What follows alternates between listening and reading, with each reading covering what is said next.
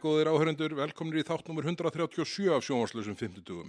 Við sitjum hér í hljóðverinu, Bergþór Ólason og Sigmundur Davíð Gunnlaugsson og ætlum að fara aðeins yfir mál hæst ber á baugi núna og snúa auðvitað flest að Evrópusambands aðildarkosningunni sem atkvæðagreiðslunni sem fer fram núna 29. ágúst.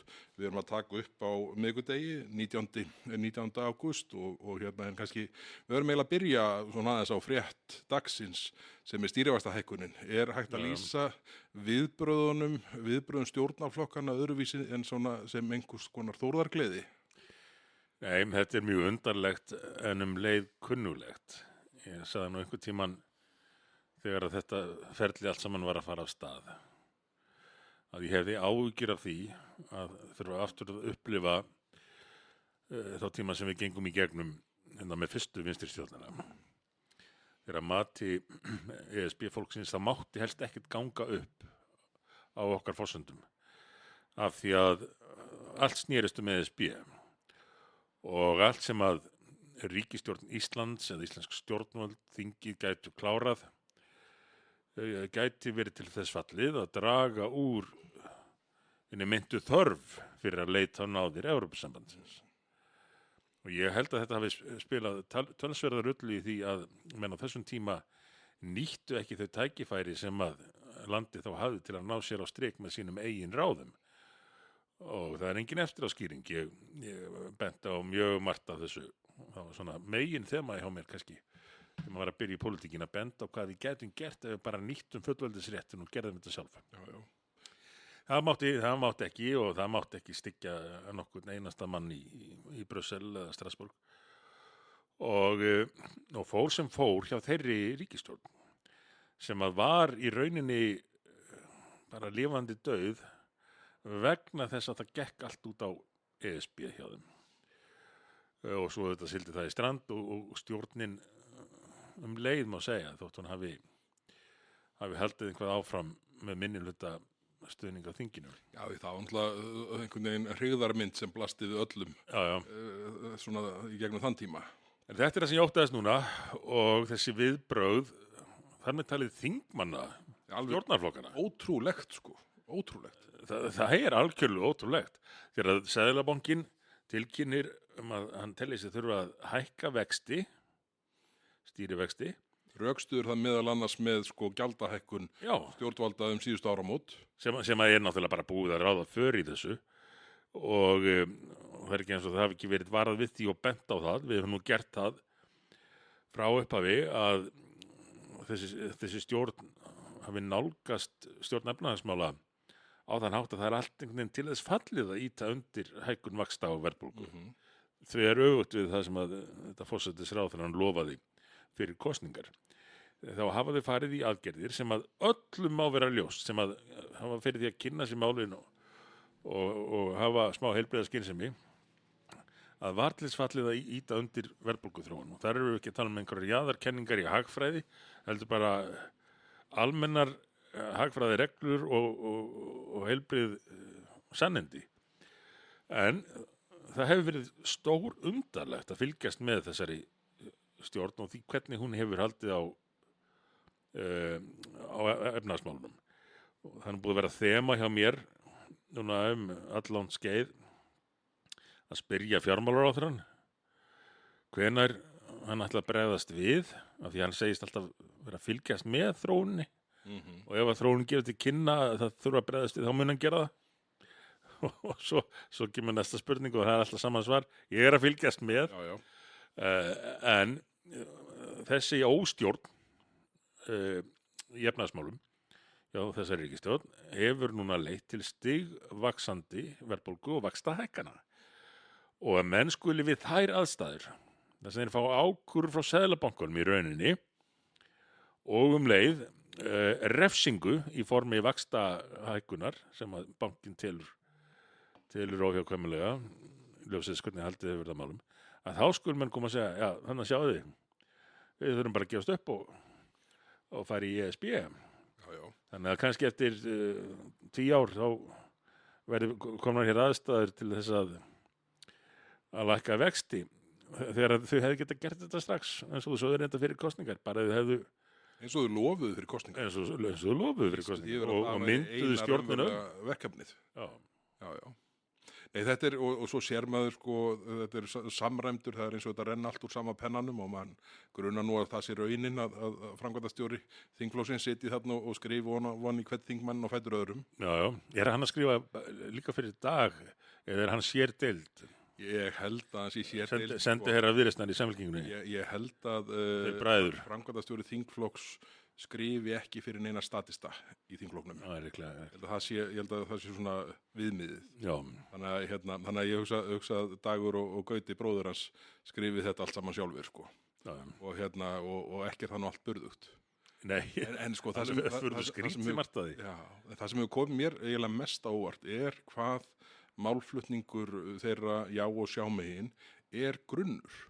Það er svona, og þeim virðist vera alveg sama þó þau enda út í mýri með hinn ýmsu myndbönd og áherslur, hvort sem það er mjólkulítirinn á 380 krónur eða tenging sænsku krónunar við evru eða date með Kylie Jenner eða hvernig sem þetta var nú allt saman. Allt ruglið. Allt ruglið, þeim er alveg sama og bara halda áfram.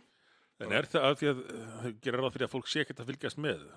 Það var náttúrulega hluta planinu að hafa þetta á þessum tíma. Og við höfum nú nefnilega, það eru uppi kenningar, ég reyndar ekki búin að skoða það sko, en það eru uppi kenningar það að þeir hafi sko tekið upp fagnaðarmyndband gagnvart vaxtahækkuninni í gær. Daginn áður en vaxtahækkunin kom fram en það er best að fullyrða sem minnst slíkar tímasetningar. Hugsa sér þetta viðhorf, þessa nálgun á stjórn landsins, að eiginlega vonast til þess að hlutinir þróist með verri hætti til að geta rökstutt það að við mest gefast sem mest af fullveldi okkar. Þetta er bara eins og í tíð Jóhönnu stjórnarinnar. Já. Bara nákvæmlega, við erum að sjá þetta allt aftur. Það eina sem er bæst inn í millitæðinni eru svona ráðgjafar, aular eins og Keir Starmer og viðlíka sem að stæðsti flokkunni ríkisstjórn horfir upp til. Já, en þá með nýja forsætisráðherrann, hann tók upp á því Andy Burnham að fara í hlustunarferð Bretland og það leiði ekki á löngu að Kristrún var farin að ferðast landið til að halda hlustunarfundi. Hún reyndi að læra hratt af Keir Starmer en samstundis af Burnham. Já. Það er ekki víst að þetta endi vel. Svo var hún nú mætt til eins alræmda Alistair Campbell sem hann var svona, hann kallaði spunameistari en hann var ótrúlega maður fyrir Tony Blair og var frægur fyrir hvað hann var ósvífinn og gekk langt og nýttist á mönnum í rauninni. Hann var það karakter í breskum gamanþáttum, þannig pólitískum gamanþáttum sem hétu The Thick of It. Já. Og alltaf trilltur og taka menn í gegn. En Kristján voru til hans, ég hef nú reyndar ekki náða að horfa á þetta allt en ég hef lesið fréttirnar af þessu og hún má þó eiga það, Kristrún, að eftir því sem ég las mun hún hafa sagt í þessu hlaðvarpi að stjórnkerfið allt hér yrði auðvitað undirlagt af umsókninni ef til þess kæmi. Já, þetta blasir við öllum sem fylgdust með umsóknarferlinu 2009 til 13 eða hvað það endist nú og bara svo sem Evrópusambandið bendir sérstaklega á að stjórnkerfi sé of lítið til að ráða við þetta. Já, sko, Evrópusambandið kallaði beinlínis eftir því að báknið yrði stækkað. Já. Og það var eitt af því sem að kom meðalans fram í því þegar pakkinn var opnaður á sínum tíma, þá minn kjósa að gleyma því núna, en það var þegar að sest var að samningaborðinu sem að Evrópusambandið vill nú helst ekki kalla samningaborð, það getur verið villandi orðalag eins og það segir. En þá birti Evrópusambandið skilyrðin fyrir því að viðræður getur hafist. Forsendurnar fyrir þessum viðræðum sem nú er reynt að endurvekja. Þessar sem Össur þýtt á íslensku. Já, og þar kemur þetta allt fram að Evrópusambandið ráði för og viðræðurnar snúist eingöngu það með hvaða hætti íslensk stjórnvöld útskýri að þau ætli að uppfylla kröfur ESB og byrji að uppfylla þær og skuli klára það á meðan á ferlinu stendur. Það er opnað á það að einhver tæknileg atriði geti staðið út af áður en að viðræðum líkur en þó með því skilyrði að sko, það þurfa að klára það allt saman áður en til aðildar getur komið. Menn séu með plan. Já, og það er bara svona einhverjar alltæknilegustu útfæslur. En þarna lýsar því meðal annars að báknið á Íslandi sé ekki nógu stórt til þess að við getum verið aðilar að Evrópusambandinu, þannig að það þurfa að stækka það. En mér hefur þótt áhugavert að heyra og sjá nokkra af talsmönnum jáhreyfingarinnar svona loksins gangast við því að auðvitað sé aðlögun í gangi á meðan aðildarviðræðurnar eru í gangi. Jónas Hagan gerði það í Hörpu á uppákomu Paradæm sem þar var haldinn fyrir nokkrum kvöldum síðan. Já.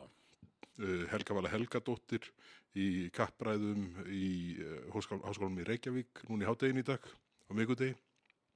Gerði hún það líka? Já, ég bara datt næstu í stólnum sko. Þannig að auðvitað fellur gríman á endanum. En sko svo auðvitað trillir mann hvað þetta er einhvern veginn hvað til dæmis Ríkisútvarpið er nú einhvern veginn lítið í sér. Þessi umræða sem var mjög umfangsmikil í gær og fyrradag varðandi greiðslurnar til Evrópusambandsins, sem sagt brúttógreiðslurnar sem til þess ganga. Sko, þetta er ekki flókið. Þetta eru bara hlutlægi mælikvarða sem að er hægt að bara flett upp og reikna sig í gegnum með forsendum hvers árs undangengin ár. Já, ég sá nú netinu rétt á hann að stjórnarráðið væri búið að draga sína tölu tilbaka. Nú, þeim mega þó eiga það sko, það enda var þörf á sko, því að þetta er auðvitað, það er ekki hægt að rökraða mikið sko hvernig brúttógreiðslurnar hefðu verið á undanförnum árum. Það er auðvitað hægt að hafa sko ákveðnar fyrirvara á því hvernig það verður til framtíðar. Já, það er verið að herri, fyrst og fremst að það er eina sem við... fyrst og fremst að því að kontóristatnir hafa áform um að sko sprengja útgjöld Evrópusambandsins í loft upp. Dálítið eins og gert var í tíð hér síðustu ríkisstjórnar og áfram þessarar. Þeir hafa áform það, já, en þeir hafa líka áform aukna miðstýringu og það er mjög stór hópur þeirra sem að ráða mestu þarna. Sem að segir það, hvað sem er, við tölum við erlenda miðla eða í umræðum í Brussel að Evrópusambandið þurfi að fá vald yfir fjárlögum. Á hvers ríkis. Já. Þetta er ekki, Þorgerður Katrín er ekki að tala á þessum nótum. Nei, þetta er alveg furðulegt að sko, og síðan komum við að mér sýndist bæði Þorgerður Katrín og Kristrún Frostadóttir fram og svona sögðu að þetta væri allt einhver della og miskilningur og upplýsingaóreiða frá nei hreyfingunni. En staðreyndin er svo að þetta er bara réttir útreikningar með einhvern smáælum skekkjum en einhvern sem skiptir máli. Já. En eftir er þá allur sko, þær vilja tala um nettó fjármagnsflæði til Evrópusambandsins. En þá eru að hafa í huga að við verðum, það liggur fyrir að við verðum nettó greiðendur til sambandsins. Það deilir enginn um það. Já, og ætlum að fjármagn inngöngu Svartfjallalands. Já, akkurat eins og einhver bjúrókratinn mist út úr sér. En sko, það er alveg ljóst að sko, eitthvað kemur tilbaka í formi styrkja á þetta allt saman. En væri ekki betra að við hefðum bara forræði á þessum peningum sjálf og ráðstöfum því til hvort sem það er heilbrigðismála, nýsköpunar eða hvað sem háskólana eða menntakerfisins laga grunnskólan eða hvað sem er, í staðinn fyrir að þurfa að vera undirorpin einhverjum vilja og samningum við Evrópusambandið það hvað komið tilbaka af þeim peningum sem við sendum til Brussel. Ja, menn hafa nú verið svona meira og minna þeirra skoðunar á Íslandi og víðar allir lengi að það sé betra fyrir borgara hvers lands, hvers samfélags að geta sjálfur ráðið hvernig skattekjum þeirra er varið. Já. Heldur en og ekki ósanngjörn nálgun. Nei, það fer að sé einhver keisari eða embættismenn í fjarlægu landi sem að sendi skattheimtumenn á þig en útdeli síðan svona eftir því sem að þeim þykir verðugast. Það var hægt að setja í samhengi við fiskeldisgjaldi sem við samkvæmt núverandi lögum. Þar sem að fiskeldið borgar í sjóð sem að ríkið heldur utanum og svo þurfa sveitarfélögin á þessum fiskeldissvæðum að koma skríðandi á hnjánum til einhverjar nefndar, opinberar til að fá náðarsamlegar einhverja krónu tilbaka. Það er svona dálítið sem blasir við sem verklagið. En það sem að meira er að Evrópusambandið útdeilir náttúrulega fjármagni með það að markmiði, ekki hvað síst, að auka stuðning við sambandið við Brussel Já, já, akkurat. og notar þetta fjármagn þannig í rauninni svona í áróðu skyni til að kaupa sér velvild þeirra sem það telur sig þurfa á að halda hverju sinni.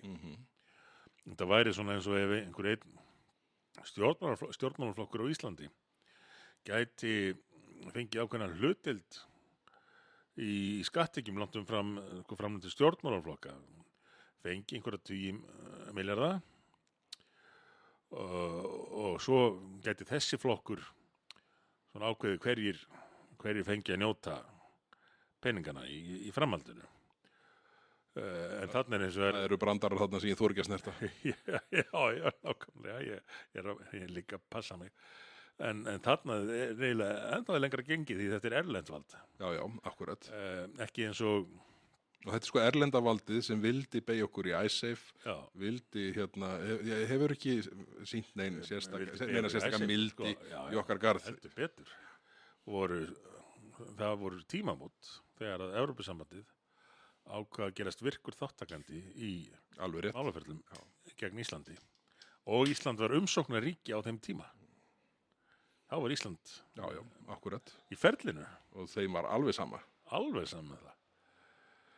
En það er skrítið að fylgjast með þessu, en að þú nefndir þær þarna með, þær hefur nú reynt þetta með kasta fram einhverjum tölum. Og eins reyndu þær náttúrulega bara fullir það væri fráleitt að halda því fram að það færi fram einhver aðlögun og menn á viðræðumstæði. Þetta er búið að vera allt svona Já, já. frá upphafi. Það er einhverju kastað fram og ef að viðbröðin verða það mikil að það er ekki komist hjá því að viðurkenna að þetta séum kannski ekki alveg svona, þá er bara farið í næstu fullyrðingu. Já, já, einmitt. Og þetta lítur að því sem nefndir hérna í upphafi sko, með auglýsingarnar og þessa aðferðira í baráttunni. Þeim er alveg sama. Já, já. Segja bara einhvað. Og vita að stæðsti fjölmiðlinn mun ekki kallaði út. Vita það heldur betur, muni frekar reyna að hjálpa eins og kostur er. Kannski er von á meiri styrkjum til RÚV ef þetta gengur allt eftir hjá þeim. Já, já. Er nú einhverjir nú þegar. Hefur þið séð þess að vastætti, eru þeir byrjaðir? Já, miljónir til að fjalla vatn. Jú, nei, ég hef ekki séð á, en þá ber aðtúa að ég sé ekki sjónvarp Já, alveg rétt. alla jafna. Þess vegna er svona heilbrigður. Já, ég held að það sé meginskýringin. Sjónvarsleysi algjört frá áratugum saman. En sko, er ekki, nú eru 10 dagar til atkvæðagreiðslunnar. Það fer nú væntanlega að verða svona þröngt að koma sjónarmiðum í gegn. Já. Hvað finnst þér svona það sem svona stendur upp úr í hvað mikilvægi varðar? Ég veit að það er ekki að spyrja því fullveldið er þarna, en sko hvað, og þau sjónarmið, en hvað fleira þykir þér vera svona í algjörum forgangi að tryggja að menn átti sig á annarkvort varðandi mikilvægi eða svona, já, hvað alvarleika mögulega varðar verði farið í þessa vegferð. Hvað er svona efstu 3-5 atriðin í þínum huga? Já, sko, í fyrsta lagi þá hefur ótrúlega mikil umræða farið í sjávarútvegsmál og spurninguna það hvort að við fáum að halda eftir einhverju smávegis af því sem við ráðum nú þegar. Ef maður skjóta inn í að því að þú sagðist ekki að vera búin að hlusta á þáttinn eða upptökuna frá Háskólanum í Reykjavík í hádeginu, þá staðfesti Helga Vala Helgadóttir það sem að hefur nú svona verið lítið fyrir að setja jáarana í vandræði, að auðvitað yrðu við aðilar að sameiginlegu evrópsku fiskveiðistjórnar stefnunni. Já. En sko undanþágur sem kynna fást yrðu innan hennar. Þannig að það er ágætt að það sé út af borðinu. Já, ok. Já, við bara vel gert hjá henni að þú segja þetta. Hún er kannski farin að hugsa til framtíðar og vil ekki sitja uppi með að hafa logið alveg blákalt. Nei, það geti verið skýringin sko. Í þessu ferli öllu. En sko, það er mikil áhersla verið á sjávarútveginn. Hvort við fáum að halda eftir einhverjum sérlausnum sem þá tímabundin einhver aðlögun og svona, við fáum að reka Hafró eða hvernig það er. En það sem við þurfum að gefa eftir á móti er æðsta vald á sviði löggjafarvalds, framkvæmdarvalds, dómsvalds og utanríkisstefnu. Við missum æðsta vald á öllum þessum sviðum. Og getum við ekki sagt að það sé óumdeilt? Það er algjörlega óumdeilt. Já, akkurat. Og það var til að mynda enginn sem að reynda að þræta fyrir það, fyrir utanríkismálanefnd. Það er bara þannig sem Evrópusambandið virkar. Það vil hafa æðsta vald á þessum sviðum. Og einhver hluta vegna eru allir sammála það að þurfa að breyta stjórnarskráni. Þannig að bara svona... Já, til að gefa eftir þetta vald. Og ástæðan fyrir því nefnir þetta er að mér finnst miklum tíma varið í, og ég held að það sem ég vilja gert hjá þeim sem að er að keyra þetta áfram, vangaveltur hvort að kynna fást einhver aðlögun í sjávarútvegi þegar stóra málið er það að við erum að missa æðsta vald á öllum helstu sviðum. Já. Með öðrum orðum, Ísland verður ekki lengur fullvald á sama hátt og það er núna. Og þetta finnst mér þurfum við að draga betur fram, en eins það hversu léttvægt það getur í raun orðið ef menn vilja halda sig við sjávarútveginn að fá þar að vera með áfram eigin hafrannsóknastofnun og birta einhverja veiðiráðgjöf. Því að það er óumdeilt líka að aðrir þættir í Evrópusambandinu munu gilda eins og það.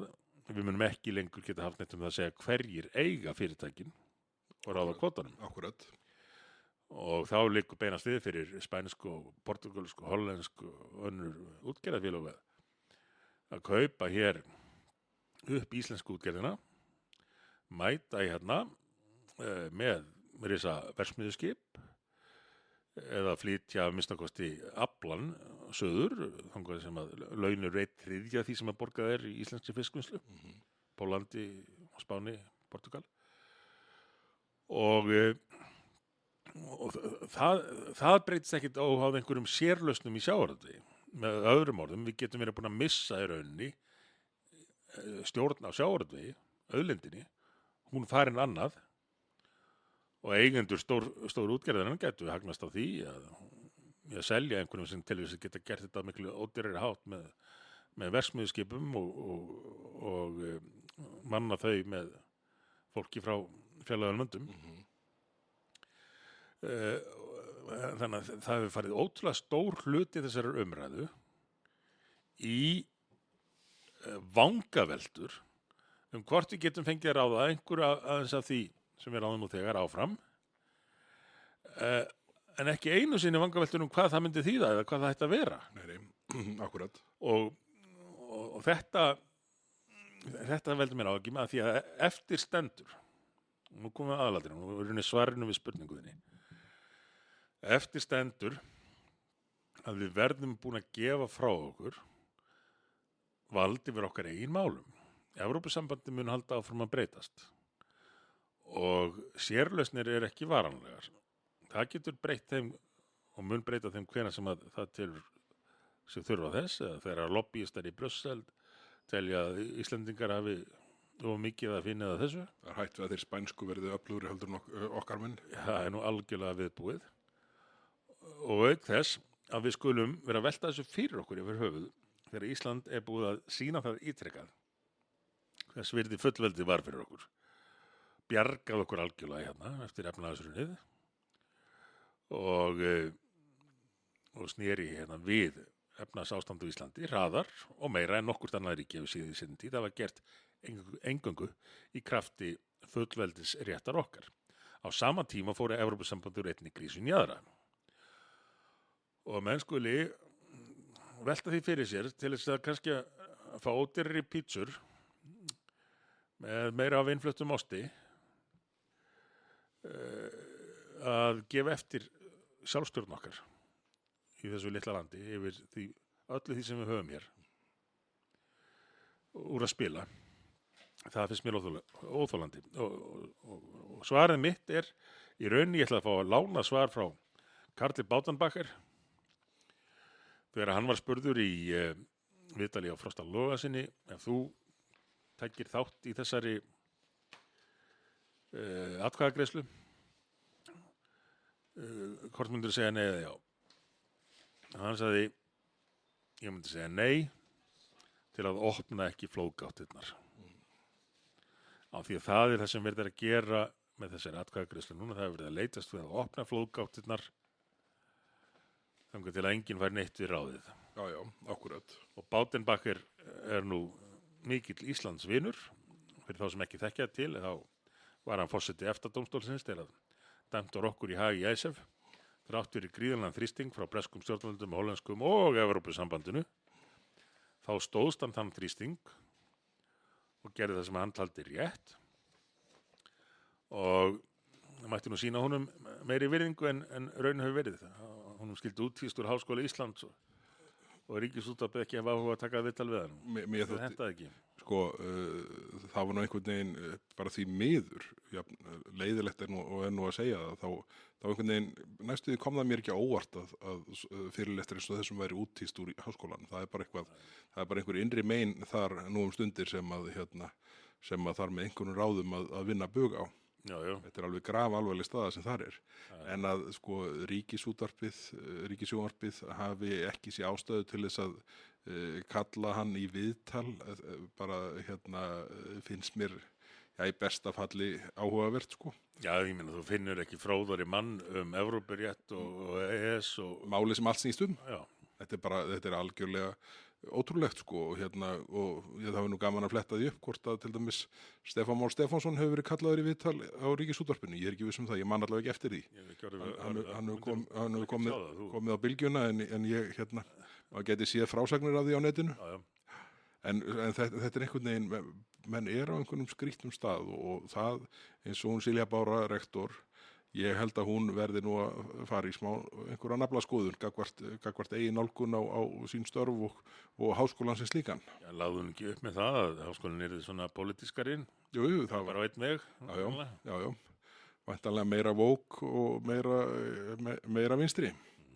Þannig að en að því við erum búin að ræða sjávarútveginn aðeins núna. Landbúnaðurinn, hann auðvitað, það var aukaþing búnaðar bændasamtakanna í síðustu viku. Þar kom fram mjög afgerandi afstaða gagvart því að segja nei við því að halda áfram með að hefja aftur þessar aðlögunar viðræður. Var ekki einn á þinginu. Og ég held að það sé vitað. There's always one. There is always one og ég held að mér er sagt að það hafi verið tiltekinn bóndi, ég ætla nú ekki að gera viðkomandi það að Er það samfylkingabóndin? Ég hef heyrt sögurnar af eina samfylkingabóndunum. Hvað heitir hann? Já, við þurfum ekki að ræða það en nei. Hermund upp á hann en hann er væntanlega líklegur kandidat. Já, ég allavega held að sé óhætt að segja að ef satt er þá, eða rétt er þá, eftir haft þá sé þetta allavega samfylkingatengt mjög. Það atkvæði sem þarna kom óvænt í kassan. En í öllu falli bara í raun einróma afstaða og það er auðvitað skiljanlegt miðað við það sem við blasir ef að haldið verður áfram í þessari vegferð. Já. Og við sjáum það er ekki bara yfirvofandi samkeppni við verksmiðjum búin sem að íslenskur landbúnaður á engan séns í raunverulega. Við erum að horfa á fæðu og matvælaöryggi sjónarmið sem að skipta gríðarlegu máli sérstaklega því Þorgerður tala nú í annar einhverju setningum breytta heimsmynd og varnar og öryggismál. Já. Þá er nú hlut af þeim að tryggja matvælaöryggi eða fæðuöryggi öllu heldur hverrar þjóðar. Já. Og síðan sjáum við þetta bara þá nú eftir sem að ráðast hvernig úr því vinst en þessi auka aðild eða aðild Úkraínu, ég veit að mörgum hugnaðist ekkit sérstaklega vel að verið að flytja mikið af landbúnaðarvörum eins og til dæmis kjúklingabringum inn þaðan. Já, en það verður ekkit bara Úkraína, það verður Búlgaría, Rúmenía, Pólland. Já, akkurat. Frakkland, bara allir, Holland. Bara kjúklingabringu frá sömu þessar svæðir eins og efnavopn. Já, akkurat, það er svo að það. Það verður, þetta verður skaðlegt á allan hátt fyrir íslenskan landbúnað og íslenskan almenningum leið. Við höfum hér verið með heilnæmustu afurðina, held ég svo að segja ásamt Noregi, Já, já. kannski Sviss. Það er til frábært plaggat sem að tilgreinir Já, sýklalyfjana já, akkurat. í kjötframleiðslu. Þar eru við á normin tryggilega á botninum sem er eftirsóttast sætið í þeim samanburði. Já, já. En svo koma Það er enginn að tala um að reyna að halda þessu. Sko. Það er ekki, það vita það allir að það. Það er útilokað ef útilokað. þetta gerist. Já. En síðan verður bara frjálst flæði á vörum frá þjóðum sem að voru með svo margar sprautur við kjötframleiðsluna sína að það svona jaðraði við að þyrfti að hafa plakati í landskeip en ekki portreit. Já, já. Akkurat. Og mörg þessara landa, náttúrulega þurftur að vera aðra Evrópusambandinu, hafa ekki fylgt kröfum sem gerðar eru til landbúnaðar eins ítarlega og ætlast er til af íslenskum landbúnaði. Þannig að ég ætla að detta í gullhúðunar eða blýfyllingar umræðuna, þá hafa mér náttúrulega gengið alveg ótrúlega hart fram hérna gegn landbúnaði á Ísland og gert til hans miklar kröfur umfram það sem að annar staðar er og látið þessa grein með öllum þeim kostnaði sem því fylgir keppa við greinana sem ekki að uppfylla svona kröfur og vera með miklu lægri kostnað. En það myndi opnast fyrir allar þær flóðgáttir ef við gengjum í ESB. En þetta er líka neytendamál. Þetta er líka spurning um hag alls almennings. Þetta varðar fæðu öryggi þjóðarinnar og einnig heilnæm matvæli. Og þessar fullyrðingar, enn og aftur, þessar fullyrðingar þeirra út í lofti. Ég heyrði Þorgerði enn verið að tala um þetta fyrir 2-3 dögum, að í Finnlandi og Svíþjóð hefði matvæla verið lækkað 25% við inngöngu í Evrópusambandið. Er hún ennþá að halda þessu fram? Hún virðist ennþá verið að halda þessu fram. Nei, þetta er ekki hægt. Það var fullkomin þvæla. Matvælaverð breyttist þegar menn taka sem viðmiðun verðið eða gengi sænsku krónunar og finnska marksins rétt áður en að þessi löndin lentu í norrænu bankakrísu sem að var bara mjög töluvert áfall fyrir þessi tvö lönd sérstaklega og gengi fjall og svo þetta gengur þessi niðursveifla yfir eins og almennt er nú, menn þeir voru farnir að jafna sig á því og gengið var að styrkjast áður. En hvað gerðir? Þeir tóku mælingu á því þegar gengi var í sem alverstri stöðu og báru það síðan saman við þegar hlutin voru búin að jafna sig og eignuðu það Evrópusambandinu. Já, auðvitað, þvæla er þetta. En raunin var svo að það var sálítil ef einhver lækkun á matvælaverði í þessum löndum. Var ekki lækkunin raunverulega tilkomin í Svíþjóð út af breyttum virðisaukaskattsreglum? Jú, það var einnig það er rétt. Einnig breyttar virðisaukaskattsreglur, það er hárrétt. Það sem sænsk stjórnvöld lækkuðu virðisaukaskatt á matvælum. Já. Ég man rétt. Já. Og svo tala menn norðurskauts landbúnað. Og segja, við hljótum að geta fengið það. Og hvað er það? Það er eitt af því sem að hún fara eldri út í.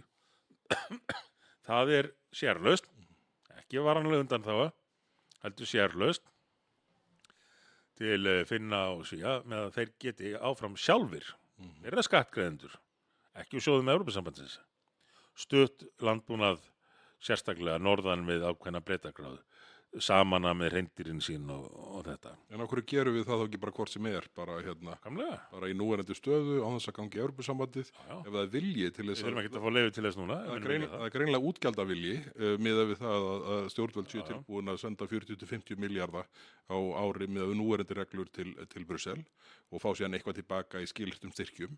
Á hverju þá ekki að ráðstafa þessum 40-50 milljörðum í svona verkefni og innviðaskuldin og hvað þetta kallað allt saman. Við getum tekið upp okkar eigin stuðning við heimskautabúnað og miðað við að það sé svona fyrir norðan Surtsey og sett peningana, okkar eigin peninga í það án þess að þurfa að biðja Evrópusambandið um leyfi. En ef að einhvern tímann kæmi upp svo staða að Evrópusambandið teldi að þetta fyrirkomulag hentaði sér ekki lengur, þá getur það breytt því. Og mun gera bara fyrir Finnland og Svíþjóð. Það er óteljandi slík dæmi til. Já, annars svona er Malta með sardinurnar sínar og litlu bátana. Já, já. Að alltaf nefnum þetta með Möltu, það telja þessi gæti að fá undan þau sjávarútvegi, sjáðu bara Möltu. Það sem að nokkrir gamlir maltverjar á litlu bátunum sínum fá að sigla einhverja metra að nútfyrir og veiða einhverjar sardinur eða hvað það er sem þeir veiða þar án þess að það sé undir Evrópusambandið sett, það er að segja að portugalski flotinn kom ekki þarna alveg upp upp að Möltu að því markið þessi hætta á menn strandi. Þeir mega það ekki, en Evrópusambandið getur breytt þessu ef aðstæður þróast með þeim hætti. Já, já. Og það er nú kostulegt að jáararnir sé að leggja þetta jöfnu, sko, sardínubúskapinn þarna og sko íslenskan sjávarútveg sem er í broddi fylkingar í bara í heiminum hvað varðar arðsemi og tækni þróun og þar fram til götunum. Sem er mjög merkilegt af því að hann býr við töluvert erfiðar aðstæður heldur á meginlandinu. Hann þarf að langmestu leyti vinnur aflutnar hér, þar sem að launin eru mjög há, samanborið annar staðar, kröfurnar eru mjög miklar og þarf að sigla með þetta á markað. Akkurat. Á meðan að aðrir geta unnið þetta fyrir, eins og ég nefndi á hann, 1/3 af laununum hér. Og trukka þessu svo á markaðinn, já, akkurat. En talandum sardínubændur í þarna úti, þá var nú einn hópur sem að ég held að sé bara ekki búin að átta sig á hvað gerist í þeirra ranni ef að við föllum undir sameiginlegu, ef við göngum í Evrópusambandið. Og það eru strandveiðisjómennir. Það er nú ekki víst að verið mikil gleði hjá þeim þegar spænsku strandveiðisjómennir mæta hérna í maí og vilja taka út simskamt. Nei. Því að það er engin hlutfarsleg stöðuleikaregla sem að káverar það eða nær utan það að þetta sé byggt á veiðireynslu. Þetta kerfi er svo galopið og það má ekki gera greinamun á hverrar þjóðar eigandi bátsins er. Þetta er ekki bara spænskum tannlækni að mæta hér og fara á strandveiðar. Nei, akkurat. Það er rétt, ég var ekki búin að hugsa þetta svona langt, sko, en sko íslenski tannlækningin má nú sennilega betur við þessu að fá Spánverjana sér við hlið heldur en sumir þeirra sem hafa fjárfest í tækjum og tólum til að stunda þessa veiði. Já. En þetta var eða bara einhverjir af miðum sem eru dauð og þeir vilja rifja upp gömlu góðu dagar. Já, akkurat. Og koma til Íslands og taka rómatíska 4 mánuði og ná því sem Sælandi lofaði 48 dögunum. Og allt þetta samt með sérlausn í sjávarútvegi. Já. Þetta var það bara eignarhaldið og rétt borgara hvað sem það er engin áformum að semja sig fram hjá þessum hluta, sko. Engin. Þannig að það er margt áhugavert í þessu, sko, en sko hvað maður velti líka fyrir sig, sko, þessi spurning, sko, hvað er í raun hægt að semja um? Og erum við nú ekki með orðum, veitir ekki Jónashagan, seinna Jónashagan, stofnaði Já til að sjá. Ég vissi reyndar ekki betur en að sá maður væri einhver harðasti Evrópu aðildar sinni landsins undanfarin ár. Svo allt í einu núna bara veit hann ekki neitt, bara að sjá hvað er í pakkanum. Það er bara eins og með verið snarlaði. Allt í einu alveg svakalega forvitinu. Hvað er þetta Evrópusamband? Hvað gerist þegar maður sækir þar? Já, þetta vil ég meina okkur að komast að því? Svo er það þarna gerfið maðurinn í útlöndum, hvað heitir hann, Halldór Olsen held ég, og með hvert furðu myndbandið á fætur öðru. Ég held að það hafi nú engin verið ruglaðar í þessum myndbandaframleiðslu heldur en hann, sko. Var það þessi með íbúðina sem að keypti einhver íbúð? Já, 80 milljóna COVID-lánið. Það var svo, en Jónas Hagan var með hinna íbúðina sem hann er að selja í dollar. Já, einmitt. Þarna, hvað er hann? Já, ég vil ekki einu sinni nefna töluna. En hann var í dollarum. Var í dollarum, já. 10 milljónir dollarar. Er það ekki 1250 milljónir eitthvað svoleiðis? Jú, Og svo segja menna, elítan vil ég segja nei. það er nú annað með þetta fólk, af því þetta eru populistar. Sko, þetta sjálið, þetta eru populistar í gegn. Já. Samkvæmt öllum skilgreiningum á, ef við notum sko gömlu merkingun á populisma, lýðskrum, þá þetta lýðskrumarar út í gegn. Þau eins og við ræddum á þann, segja bara einhvað. Þau geta ekki útskýrt neitt. En er það ekki markmiðið hjá þeim? Nei, en spila á sko gremju og það að geta búið til væntingar eitthvað ókeypis ef þú kýst með þeim. Já, já. Eitthvað sem að er engin fótur fyrir. Þetta svona, grasið alltaf grænna hinum megin fólk og lítur þetta algjörlega fram hjá staðreyndum og sögunni og öllum mögulegu. Þetta eru lýðskrumarar dauðans, þetta sjáfólk. Og hluta því auðvitað að reyna að mála andstæðinginn upp sem að þú ert kannski sjálfur eins og þau gera í þessu tilviki. Þetta er kokteilboðafólkið. Já, já, akkurat. Þetta er fólkið sem að á sér margtann draum að vera í skattfrjálsu starfi í Brussel. Já, já, vill ekki bara sæti við borðið heldur sæti við hlaðborðið. Já, já. Ég sagði einhvern tíma frá því þannig í höfuðstofunum í Brussel. En á jarðhæðinni inn í miðju, þar er risastór kampavín bar. Já, eðlilega. Sérstakur kampavín bar, þar sem þú getur keypt ostur og kampavín í hádeginu og í lok dags og spjallað við hina Evrópumennina. Það má svona svo sem hafa skilning. Þetta var allavega þannig þegar ég var að skoða. Já, það er örugglega ekki að allir ekki góðnir tveir slíkir núna. En þetta eru þetta, það má aðeins lesa í hverjir eru áhugasamastir þessa vegferð og einmitt detta inn í þennan sjá. Já. Kíkja kannski, ég er já kannski. Þetta eru þeir sem hafa verið með einarða skoðum lengi og upp til hópa. En sjá bara þetta er leiðin til að koma ferlinu af stað, mekanismunum af stað. Já. Þannig að það verði erfitt að stöðva eftir þegar einhver samningur, samningsskildi kallaði komin á borði. Salami aðferðin, þú hefur notað þá lýsingu á þessu. Bara ég held að þessir hópar sjá að þetta sé besti sénsinn. Já, já. Þetta fattaði Baudenbacher. Já, ég nefndi á hann. Já. Hann var einmitt talað um það, sko, þetta er að gera þetta til þess að kerfið geti síðan bara tekið stjórnina og það verði unnið að því, róða því öllum árum. Í nýja Landspítalanum og borgarlínunni og fleiri. Bara komið í ferli. Já, já. Og svo koma allir þessir sérfræðingar og embættismenn og stjórnmálamenn frá útlöndum útskýrir fyrir þeir bara hvað er frábært og þú verður að gera þetta og gera þetta ekki. Þá ertu bara að setja hérna allt í uppnám og út að kafsigla í landinu. Það vilja komast með þetta í það ferli. Já, já.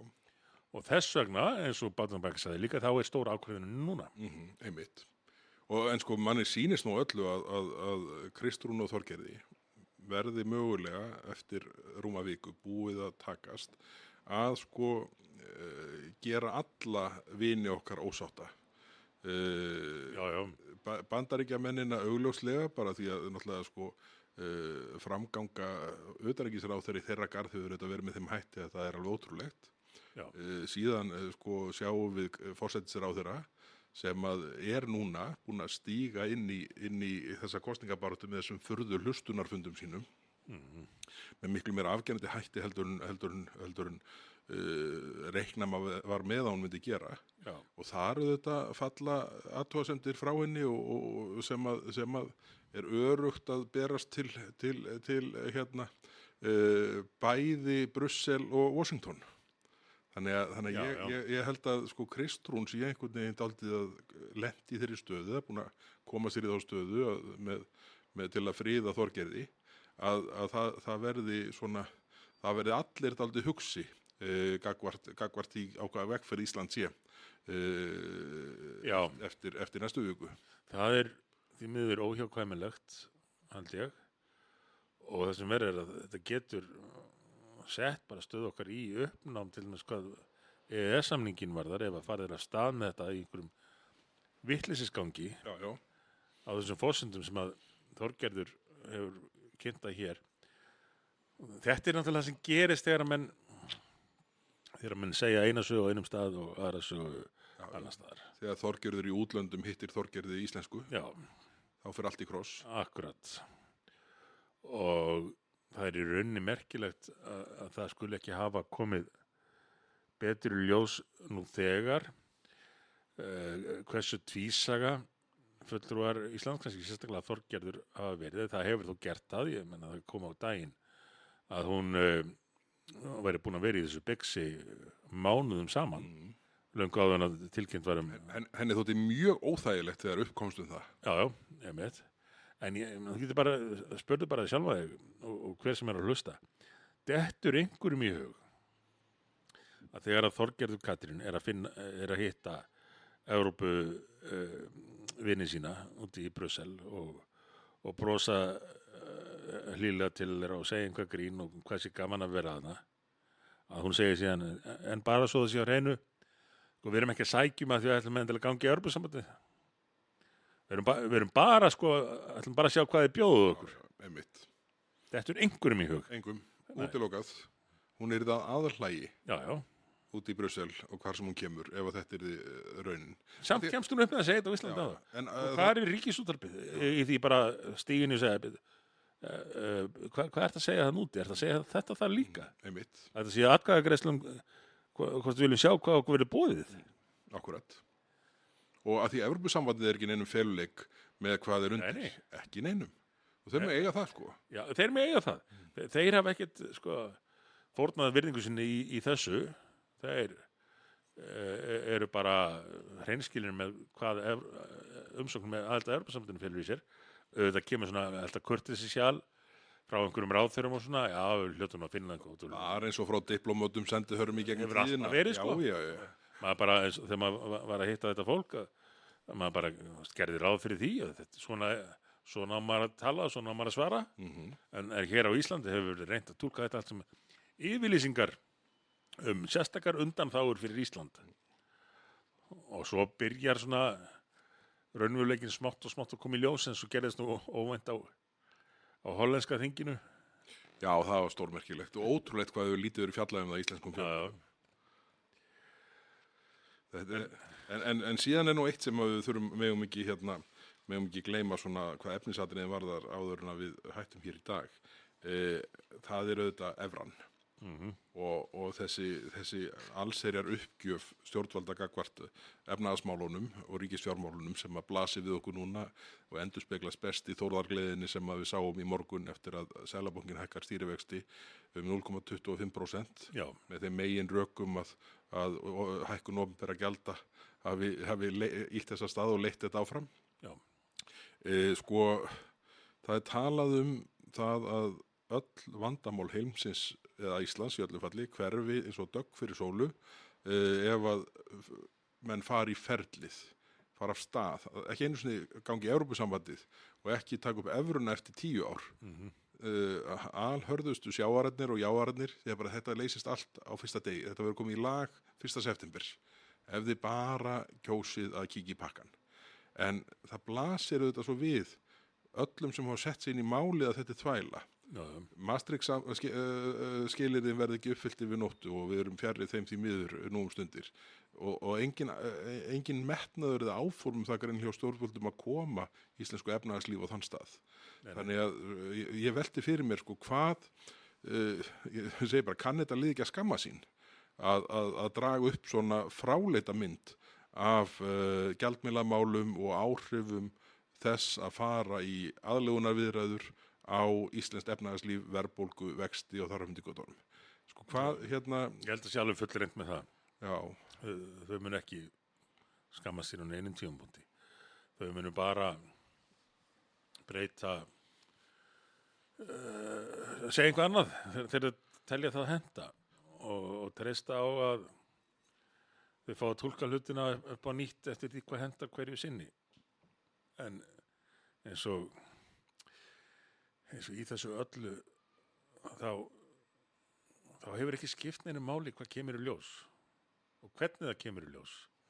Hvort það eru skjöl frá Evrópusambandinu, hvort það eru minnispunktar af fundum viðræður Íslands við Evrópusambandið, hvort það er stefna Evrópusambandsins sjálfs, hvort það er sáttmálar þess, yfirlýsingar, stækkunarstjóra eða hvað annað,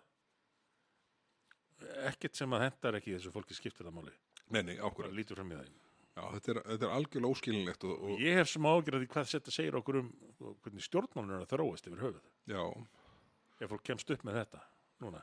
sko ef að tími sko efnislegar umræðu þessa rökstyðja mál sitt og svona leiða ágreiningi í jörðu, ef sá tími er að allavega hluta til liðin, þá erum við í bölvuðum bobba. Já, Og ég, eins og ég kom inn á, held ég í byrjun þáttsins, sko, þáttaræns, þá finnst mér mér finnst bara svo undarlegt hvað þeim virðist vera svona, þau láti sér í léttu rúmi liggja þegar þau enda algjörl út í mýri með einhvert vídeo eða einhvern málflutning sinn. Þeim bara alveg sama. Það er eins og þau telji bara, segir við sig, þetta skiptir engum máli. Það er bara, þetta verður engin neikvæð áhrif á okkur að við höfum verið staðina ósannindum eða afflytja staðareindir. Þetta verður engin áhrif á okkur. það sér akkur ég held að það sé. Að þetta fólk, það hefur afskaplega lítið álit á samborgurum sínum. Það telur þetta að vera pleppa sem að muni gleipa þetta allt saman og það skipti engum máli þó að þau klúður einhver og segja einhverja vitleysu.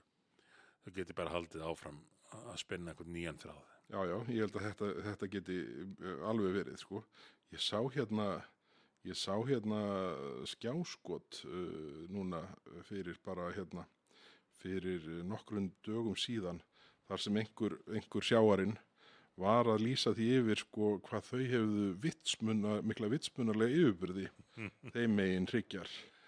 Ég er nú ekki vissum að Hinn er bara the basket of deplorables. Já, þetta bara Vísa sig. Hillary var mætt þarna bara, sko. Býtu já, ég finn þetta nú ekki í fljótu bragði, en það var í öllu falli þannig að virðingin fyrir samborgurinn, hún var eins lítil og hægt var að hugsa sér. Og það er einhvern veginn svona, Ja, því að þetta er elitan. þetta er nefnilega elitan, sko. Það er nú málið. Og alveg sama hvað þau garga að það sé öfugt, þá er það bara þannig. Og ég finn þetta ekki, en þetta var svona, þarna var talað sko, ótrúlega að segja þetta, sko, maður fær bara bjánarhroll við að rifja þetta upp, en bara þarna talaði einhver inn á sjáhópnum sko, bara þrátt fyrir vitsmunalega yfirburði okkar þá, og fór síðan einhverja þvælu deleringu. Sko, Gætu plebbarnir gert eitthvað sem að... Já, það var eitthvað svo leiði, sko, þetta er svona sama og þegar ISAF-liðið sem vildi hengja ISAF-klafanum hálsinn. Þetta er sami hópur, þetta er sama hugafar. Já, mættu með hákarls auglýsinguna. Já. Með það sem að hákarlinn með ISAF-tennurnar átt að gleypa íslenska þjóð. Akkurat. Þetta er sami hópurinn og þetta er sama nálgun og þetta er sambærilegur rökstuðningur efnislega. Algjörlega. Það er allir fífl nema þessi elita sem að vill þá borga ISAF, síðar vildi gera upp við kröfuhana upp í topp og núna vill að við göngum í Evrópusambandið. Það er allt sama liðið. Allt sama liðið. Þannig að ég held að Það sér ekki segjast, en við verðum bara að vona að þjóðin bregðist við á sama hátt hún gerði í fyrirskipti. Já, ég er Sýkvarðið auðveldara að plata að því það ennumlega, og það hefur með þótt svo ömurlegt í gegnum þetta ferli núna, er að sko hvaða er mikið af blekkingum í þessu málflutningi öllum og hann auðvitað hún með viðhaldið að hluta til að því af því að tökum sem dæmi Ríkisútvarpið. Það fer nú svona stappar alls í nærri því að það ýti undir frekar en að reyna, sjáum til dæmis bara þessu umræðu sem var í gangi í gær og fyrir þetta kostnaðinn, brúttókostnaðinn. Það hefði tekið eitt fréttamann svona 20 mínútur að fara inn, sækja upplýsingar hvernig þessi kostnaður reiknaði út og birta það og segja síðan, ok, debatið, deilan hlýtur að snúast hvað kemur þá tilbaka. Ok, þá skulum við rökræða það, sko. En ekki það ætla sko að segja bara að sjónarmiðar varða brúttókostnað séu bara einhver þvæla og falsfréttir frá neyðhreyfingunni. að slíkt fá að standa er ömurlegt. Það er það. Það er nú stundum sagt að ef þú ætlar að stunda það að ljúga, verður að hafa mjög gott minni. Já, einmitt. En þetta fólk þarf ekkert á því að halda, því að það er ekkert verið að rifja upp og benda á hvað það sagði áður og það standist ekki. Nei, ákvörð. Ríkisútvarpið er ekki í því, sko. Nei. Þú þarf ekki að passa það á því að segja ekkert sem að RÚV geti rifið upp síðar að þú hafi sagt og standist ekki lengur. Nei. Þannig að þau leika aldrei lausum hala með þessa frjálsu túlkun sína á raunveruleikanum sem orðaði nú kurteislega. Akkúrat. Já, herðin, erum við ekki bara nokkuð góðir í bili? Já, verðum við ekki eiginlega að lofa þætti eftir viku, svona það sem við súmerum tökum saman þennan loka sprett og og bætum mögulega einhverju við til viðbótar. Já. En ég held að þetta sé ágætis svona ágætis stóru myndarnálgun en í næstu viku þá tökum við kannski nokkra punkta sem að við biðjum fólk að íhuga áður en að til kastana kemur. Því að það er, ég óttast að miða við ruglið og upplýsingaóreiðuna sem hefur verið látið viðgangast hingað til. Já. Þá muni bara herða á því næstu 10 dagana. Það er viðbúðið. En við verðum þá að vera viðbúnir. Akkúrat. Góðir áhorfendur, takk fyrir að hlusta í dag. Við verðum aftur með ykkur hér að viku liðinni með nýjan þátt á sjónvarpslausum 50 dögum. Segjum þetta gott í bili. Bless.